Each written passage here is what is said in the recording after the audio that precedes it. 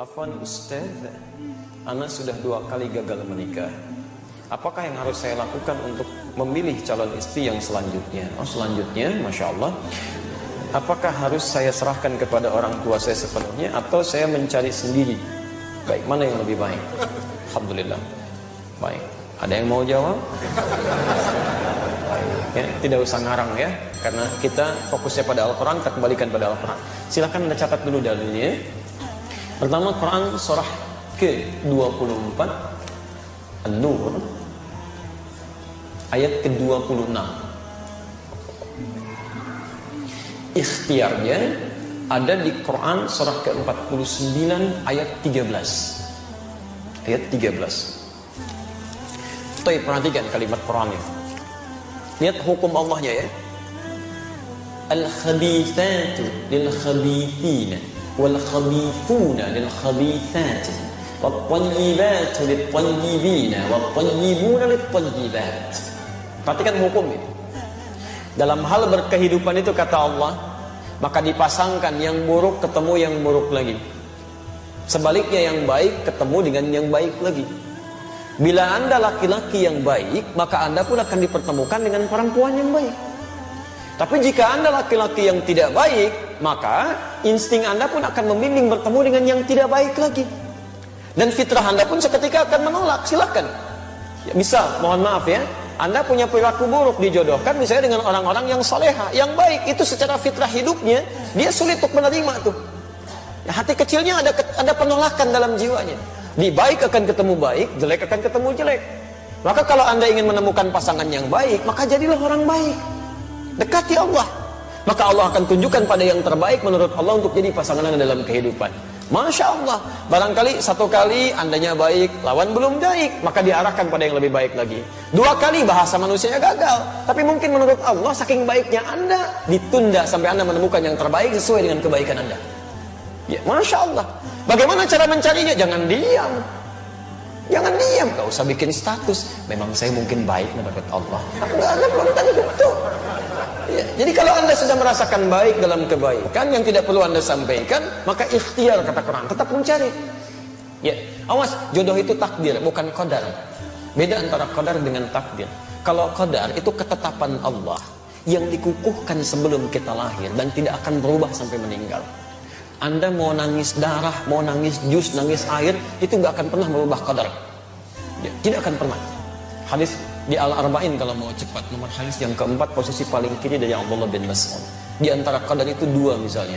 Mohon maaf ya, ajal itu qadar. Ajal itu batas usia kita sampai meninggal. Di Anda mau nangis-nangis supaya ditunda waktu meninggalnya, gak akan nyampe Pak.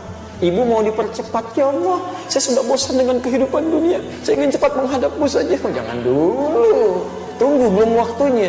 Quran surah ke-7 ayat 34. Walikulli ummatin ajal. Kata Allah, setiap umat saya tetapkan waktu pulangnya.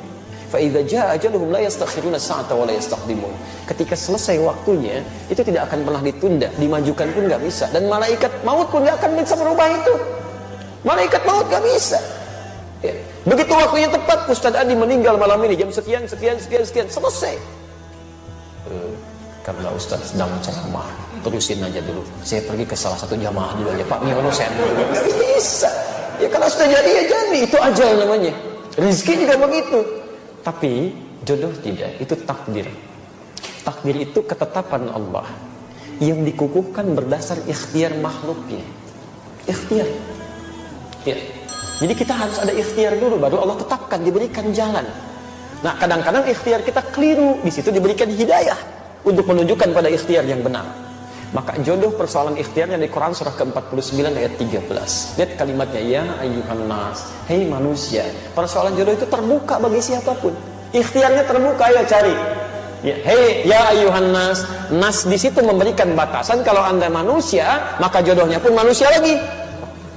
Disebutkan 241 kali dalam Al-Quran. Jadi jangan cari masalah. Sudah jadi manusia, pengen nyari jin lagi jodohnya. Itu yang keterlaluan. Kenapa Pak ada kereta kencana di sini? Oh, itu istri saya. Memang Anda nggak bisa lihat. Siapa Pak? Ya Roro Kidul itu. Oh, Roro Kidul. Masya Allah. Ya, jadi nggak usah macam-macam lah gitu ya. Jin dengan jin lagi, manusia dengan manusia lagi, binatang dengan binatang lagi, selesai. Ya ayuhan nas, hei manusia, cari jodoh di kalangan manusia. Inna khalaqnakum min dzakarin wa untha. Kami ciptakan aturan kedua, lelaki dan perempuan.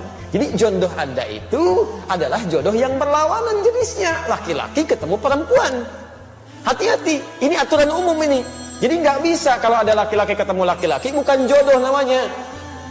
Joni itu. Perempuan dengan perempuan itu bukan jodoh juga. Maaf ya, tidak harus menjadi manusia untuk memahami seperti itu. Binatang saja mengerti.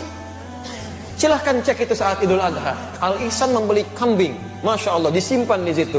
Kambing itu karena nggak punya nilai takwa, punyanya cuma nafsu, sedangkan nafsu membawa kepada amarah yang tidak baik. Quran surah 12 ayat 53. Innan nafsa la'ammaratun bisu. Walaupun di dekat masjid suara adzan itu bergelimang nyampe ke pendengaran kita, kambing nggak akan peduli. Kalau sudah datang hasratnya, kambing jantan ngejar yang betina. Begitu. Tapi Masya Allah, saking sadarnya kambing, yang jantan ngejar yang betina.